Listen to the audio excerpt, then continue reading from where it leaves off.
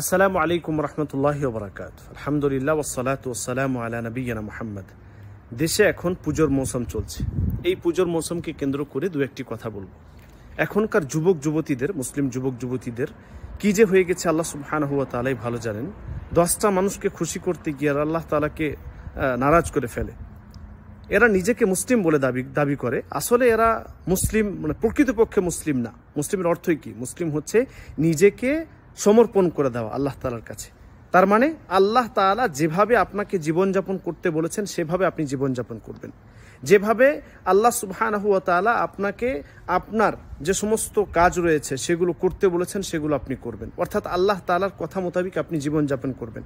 এখানে কোনো ব্যক্তির পুজো করা হচ্ছে, এখানে কোনো মূর্তির পুজো করা হচ্ছে, আল্লাহ তাআলা ব্যতীত অন্য কোনো বস্তুর এখানে আরাধনা করা হচ্ছে, ইবাদত করা হচ্ছে, সেখানে আপনি যান কিভাবে?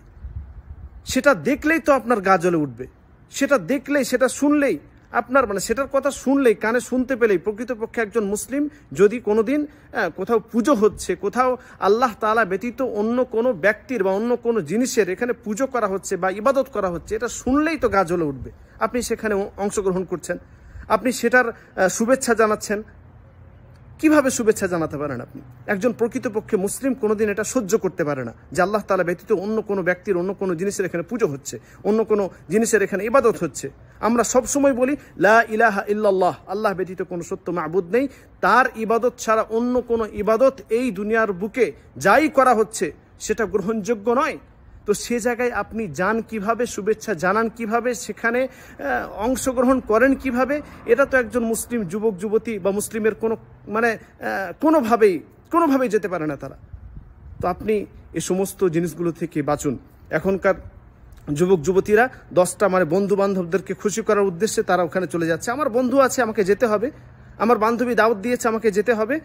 আপনি যেখানে পুজো হচ্ছে, আল্লাহ তাআলা ব্যতীত অন্য কোনো বস্তুর ইবাদত হচ্ছে, সেখানে অংশগ্রহণ করেন কিভাবে? অংশগ্রহণ করা তো দূরের কথা, সেটা শুনলেই আপনার গা জ্বলে উঠবে। আপনার মানে ইমানি দায়িত্ব একটা এটা, যে এটার ব্যাপারে আপনার একটা ভালো পদক্ষেপও নেওয়া উচিত।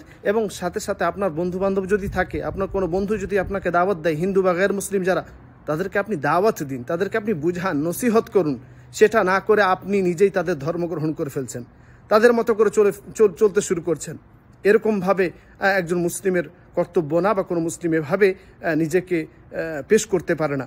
তাই এই পুজো কেন্দ্রিক কোনো কিছুতে কোনোভাবে তাদেরকে সহযোগিতা করাও যাবে না, এবং সাথে সাথে তাদের ওখানে অংশগ্রহণও করবেন না, ওইদিকে পারলে অতিক্রমও করবেন না। অন্য কোনো রাস্তা দিয়ে যান, এবং শুভেচ্ছাও তাদেরকে সরাসরি শুভেচ্ছা তো জানাবেন না।